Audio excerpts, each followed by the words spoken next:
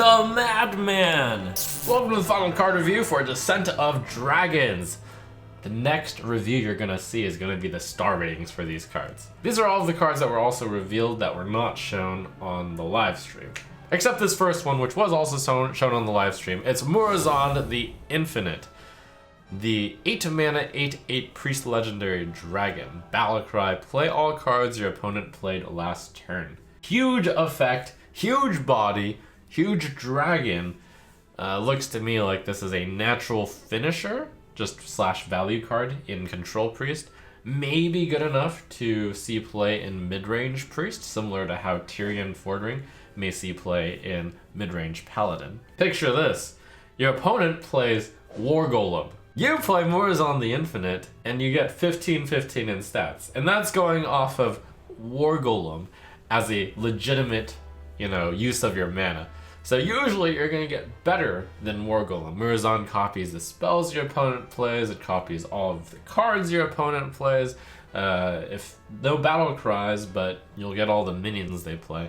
And no targeted spells, they're targeted randomly, so ideally you're copying spells that don't have targets. So Murozond the Infinite, basically a huge value legendary dragon card. We'll see if Control Priest exists, we'll see if Dragon Priest exists. If so, I think Murozond is in that deck. Faceless Corruptor, 5 mana 5/4 rush, battlecry, transform one of your minions into a copy of this. This card looked strong to me at first when I looked at it, but I wasn't entirely sure what deck it would go into.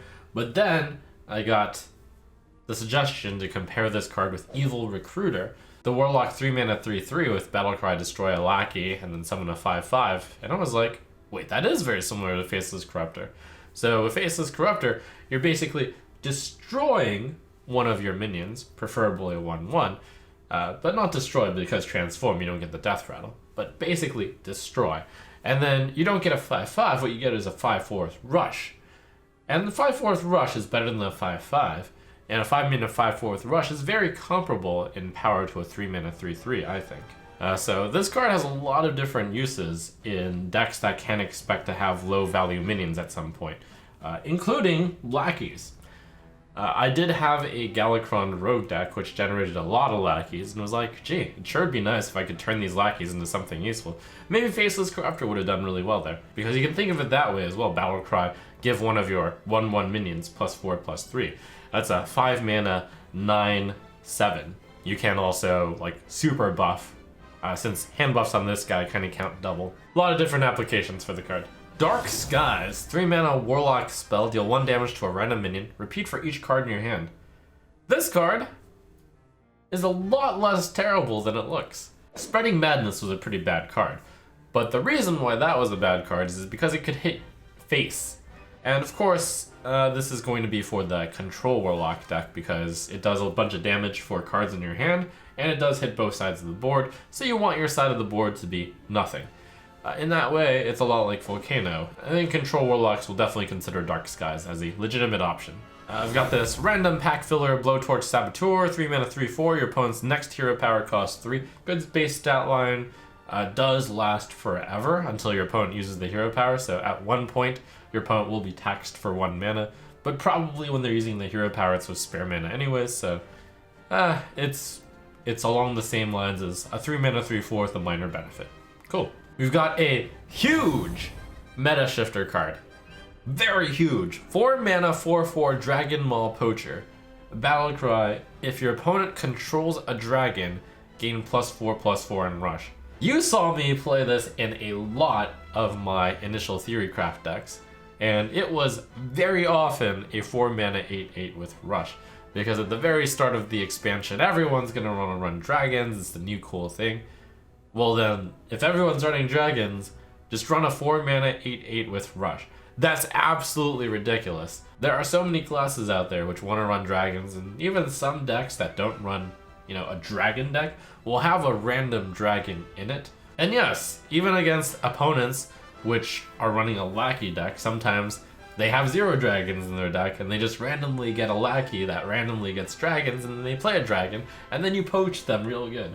4 mana 8/8 with rush. I actually think this will be one of the highest win rate cards on day 1 of the expansion. Skyfin, 5 mana 3/3 Battlecry. If you're holding a dragon, summon 2 random Murlocs. If we assume a random Murloc is like a 2/2, then it's 5 mana 7/7 if you're holding a dragon. 1/3/3 and 2/2/2s.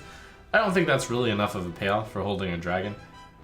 Seems strange to have dragon and Murloc synergy, so I'm not really seeing it. Tasty Flyfish, 2 mana 2/2 Murloc. Death Rattle, give a dragon in your hand +2/+2. More of the cross Murloc / dragon synergy. Pretty interesting. It's slow. I don't know if dragon decks will actually want the slowness. But dragon decks tend to be big, so maybe you need a small card early. A consideration then. Living Dragon Breath, 3 mana 3/4. Your minions can't be frozen. Also an elemental. I don't think an elemental deck is just going to run a vanilla 3 mana 3/4, and for the most part that's vanilla indeed. Very minor tech applications. Probably will never see play in Constructed.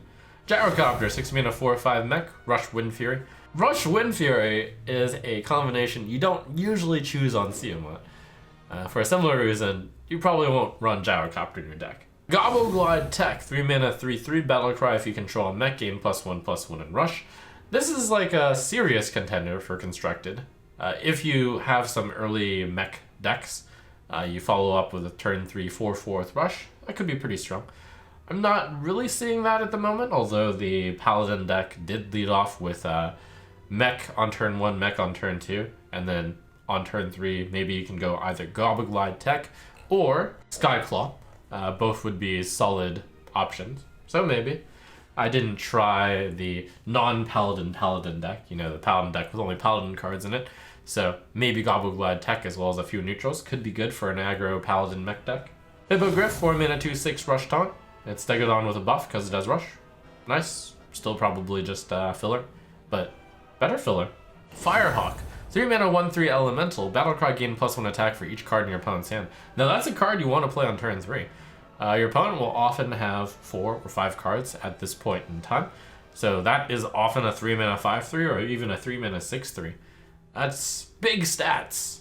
Problem with this card is it's quite poor in the late game, but early game, if you play it on turn 3, pretty fearsome.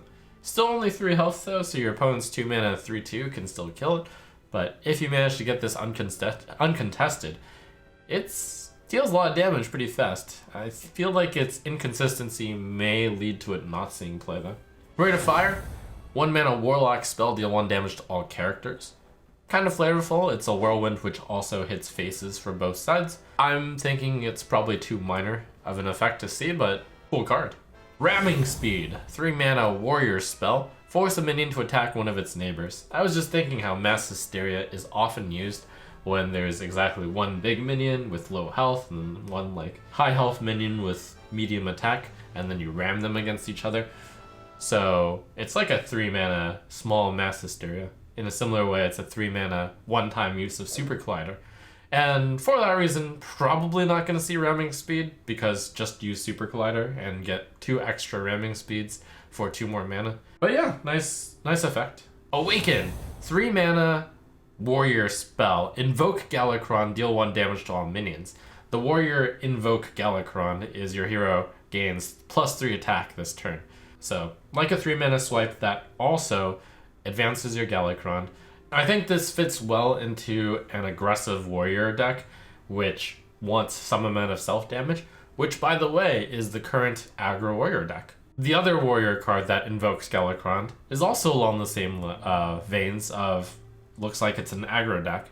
Ritual Chopper, 2 mana 1/2 Battlecry, invoke Galakrond. Since when you play Ritual Chopper, when you invoke Galakrond, your hero gets +3 attack. This is a 2 mana 4/2 on turn 1, and then a 2 mana 1/2 the following turn. So if you average it out, it's kind of like a 2 mana 2.5/2 weapon. Probably the main problem is if you play this on turn 2, there's often not a target that's big enough for you to deal 4 damage to. So it's a little bit awkward in that respect. But what's nice about the warrior invokes, at least, is that these invokes are fairly inexpensive. So you can get your fully charged Galakrond pretty fast in theory. If Galakrond is to be invoked, it's probably going to be in exactly that aggro tempo warrior deck. We have Grizzled Wizard, 2 mana 3/2, Battlecry, swap hero powers with your opponent until your next turn. And this text isn't printed, but it's how it works. At the start of your next turn, swap the hero powers back, no matter what they became. So, interestingly, you can sabotage your opponent by playing something like Quest Druid, and then you almost complete your quest. Then you play Grizzled Wizard, you complete your quest, and then you have the Druid, choose one, chooses both sides, and then you give it to your opponent. So now your opponent doesn't have a hero power. Wow. Pretty impractical, but hey, it's a use. Possibly good to do this replacing your hero power after you've Grizzled Wizard, if they have a really good hero power, because then you can delete their hero power. So if they're playing Quest Druid or Quest Shaman, you could somehow play Grizzled Wizard, change your hero power, and then give them the changed hero power. Interesting tech card, very fringe benefits. Evasive Chimera, 2 mana, 2/1 poisonous, can't be targeted by spells or hero powers. The fact that this can't be targeted by spells or hero powers almost guarantees that this will 1-for-1 your opponent. But the problem is it might 1-for-1 against a really weak card. Your opponent might have a 2/2 that they can just trade into it. So good against control decks, not so good against token decks. And finally, we end with a card that they snuck into the final card dump, and they even snuck this into the final card of the final card dump. It's Squall Hunter, a Shaman 4 mana 5/7 dragon with spell damage +2, overload 2. This is like that old 4 mana 7/7 Flame Reach Faceless. You changed off 2 of its attack for spell damage +2, and I'm gonna say that's an upgrade because you often didn't need that much attack that early in the game, and spell damage +2 is a really big deal, especially with the Shaman Dragon Breath, which deals 4 damage to 3 adjacent minions, especially if you're holding a dragon. Shamans do want dragons in order to run that powerful spell. This card is powerful by itself, but it's also a dragon, and not only that, it does synergize with the spell really well. You can play Squall Hunter, then you can play that spell, and then you deal 6 damage to 3 opponent minions adjacent to each other. Yeah, run this card if you need more Shaman Dragons. Run this card especially with the Shaman Breath. Probably gonna see these two paired up a lot. So there you have it. That's all of the cards in Descent of Dragons. Now for you to await the official card ratings.